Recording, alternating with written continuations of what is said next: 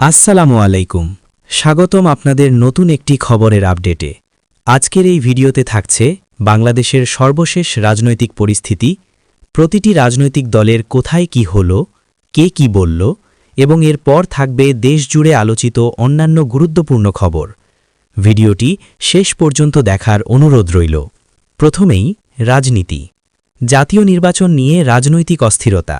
বাংলাদেশের রাজনীতিতে এখন সবচেয়ে আলোচিত বিষয় আগামী জাতীয় সংসদ নির্বাচন।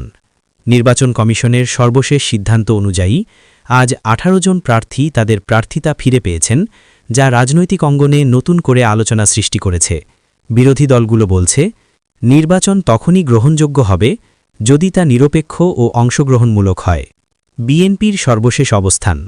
আজ বিকেলে বিএনপি মহাসচিব মির্জা ফখরুল ইসলাম আলমগীর নির্বাচন কমিশনের সঙ্গে বৈঠকে বসেছেন। বৈঠক শেষে বিএনপির পক্ষ থেকে জানানো হয়, ভোটারদের অধিকার নিশ্চিত না হলে এই নির্বাচন জনগণের ভোটের প্রতিফলন হবে না।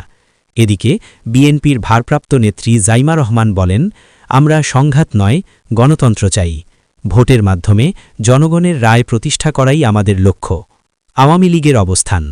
আওয়ামী লীগের পক্ষ থেকে বলা হয়েছে, সংবিধান অনুযায়ী নির্বাচন হবে এবং নির্বাচন কমিশন সম্পূর্ণ স্বাধীন। দলটির এক মুখপাত্র জানান, রাজনৈতিক স্থিতিশীলতার জন্য নির্বাচন অত্যন্ত গুরুত্বপূর্ণ এবং তারা যে কোনো পরিস্থিতি মোকাবেলায় প্রস্তুত। জামায়াতে ইসলামী ও অন্যান্য দল।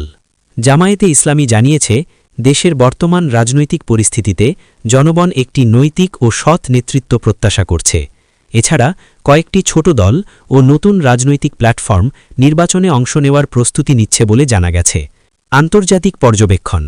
ইউরোপীয় ইউনিয়নের নির্বাচন পর্যবেক্ষক দল বাংলাদেশে তাদের কার্যক্রম শুরু করেছে। তারা জানিয়েছে, আমরা পুরো প্রক্রিয়া পর্যবেক্ষণ করব এবং একটি স্পষ্ট রিপোর্ট প্রকাশ করব। অন্যান্য গুরুত্বপূর্ণ খবর। অপরাধ ও আইন শৃঙ্খলা। নোয়াখালীর কবিরহাটে এক যুবককে পিটিয়ে হত্যার ঘটনায় এলাকায় চরম উত্তেজনা। পুলিশ জানিয়েছে, ঘটনার সঙ্গে জড়িতদের শনাক্ত করার কাজ চলছে এবং দ্রুত গ্রেপ্তার করা হবে। অর্থনীতি ও বাজার পরিস্থিতি। বাংলাদেশ ব্যাংকের তথ্য অনুযায়ী উচ্চ সুদের হার থাকা সত্ত্বেও মুদ্রাস্ফীতি এখনও পুরোপুরি নিয়ন্ত্রণে আসেনি। বিশেষজ্ঞরা বলছেন, দ্রব্যমূল্য নিয়ন্ত্রণে আরও কার্যকর পদক্ষেপ প্রয়োজন। আবহাওয়া আপডেট। আবহাওয়া অধিদপ্তর জানিয়েছে, আগামী ২৪ ঘণ্টায় দেশের বেশিরভাগ এলাকায় শুষ্ক আবহাওয়া থাকবে। ভোরের দিকে কুয়াশার সম্ভাবনা রয়েছে। খেলাধুলা। অনূর্ধ্ব ১৯ ক্রিকেটে বাংলাদেশ ও ভারতের ম্যাচে হ্যান্ডশেক বিতর্ক নিয়ে ব্যাপক আলোচনা চলছে। বাংলাদেশ ক্রিকেট বোর্ড বলছে, বিষয়টি ভুল বোঝাবুঝির ফল, এতে বড় কোনো ইস্যু নেই।